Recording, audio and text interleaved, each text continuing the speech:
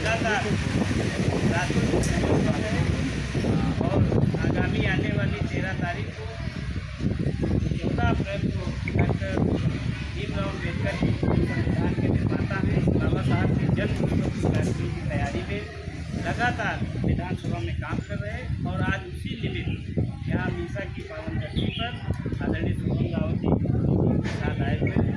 उनका स्वागत अभिनंदन वंदन करता हूँ और मैं अपनी तैयारी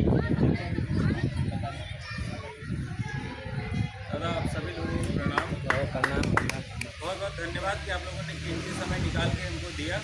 और जीतू भाई को और मेरे लोगों का मैं बस स्वागत करना धन्यवाद देना चाहता हूँ कि मुझे बुलाया। वैसे तो मुझे आना जाना मीसा में लगा ही रहता है, बट बहुत कम हो पाता है कि ऐसे आप लोगों के बीच में बैठना हो पाए।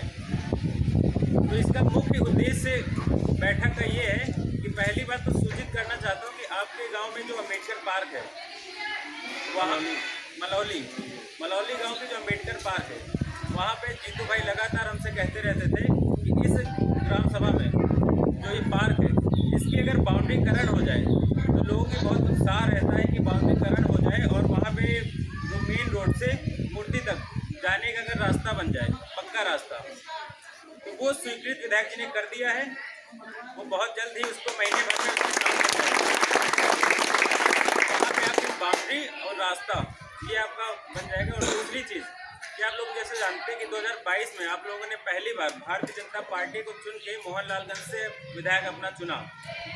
तो आप लोगों के कठिन प्रयासों से ये मुमकिन हो पाया था कि पहली बार आज़ादी के 75 साल बाद मोहनलालगंज में कमल खिला था, जिसकी उपलब्धि से विधायक जी ने भी अपने जन मन धन से पूरी तरीके से क्षेत्र को सौंपित कर दिया। 2022 के पहले विधानसभा की क्या स्थिति थी आप लोग अच्छे खामखा जान सकते हैं कि रोडों की क्या बदहाली थी, किस उस पे की जमीन कब्जा चलता था, बाउंड्री मतलब भू माफिया, मिट्टी माफिया चलते रहते थे, जिसको विधायक जी सर्वप्रथम आके सबसे पहले यही बंद करवाया।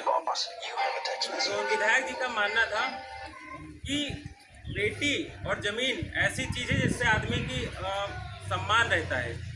और माफियाओं का काम यही था कि हमारी बहन बेटी अगर रास्ते में जा रही तो उसको छेड़खानी करने का काम। हमारी बहन बेटियां सुरक्षित तौर से निकल नहीं सकती थी। होता था कि शाम के बाहर बहन बेटियां ना निकलें कि मनचला पता नहीं कहाँ घूम रहा हो। हालांकि बहन बेटी गलती नहीं, लेकिन गलती उन लोगों की थी। तो योगी सरकार में सबसे बड़ी जो उपलब्धि मानी गई कि भू माफिया को ख़त्म कर दिया गया। भू माफिया जितने भी माफिया, हर तरीके की माफिया की ख़त्म कर दी गई।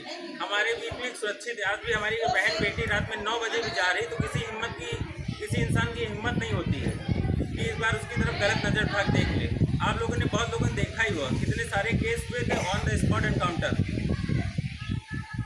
उत्साह तोड़ दिया कि जो मंचलों का उत्साह रहता था कि हम कुछ कर देंगे या कुछ कर देंगे तो सरकार हमें सुरक्षित, पुरानी सरकारों ने जैसा किया, तो वो योगी सरकार ने पूरी तरह से मिटाने का काम किया है। दूसरी चीज़ जो सबसे बड़ी चीज़ थी मोहनलालगंज की, कि सबसे बड़ी आबादी वाला जहाँ कृषि का काम होता है, यहाँ पे एक भी फायर ब्रिगेड नहीं था। अगर किसी के खेत में आग लग जाए तो गाड़ी या तो लखनऊ से आती थी या तो पीजीआई से आती थी। आते आते पूरी फसल जल के राख हो जाए। उसकी पहल में विधायक जी ने 2 फायर ब्रिगेड मोहनलालगंज में मंगवाई, जिसकी एक आपकी गोसाईगंज के आप लोगों ने देखा होगा जो अस्पताल के बगल में बन चुकी, और दूसरी आपकी मोहनलालगंज में। तीसरा जो महत्वपूर्ण कार्य हुआ है वो 100 बेड का अस्पताल। 100 बेड का अस्पताल आपका मोहनलालगंज में बनना तैयार हो गया है। इस समय जगह चिन्हित हो गई है और जल्द ही उसमें भी कार्य शुरू हो जाएगा।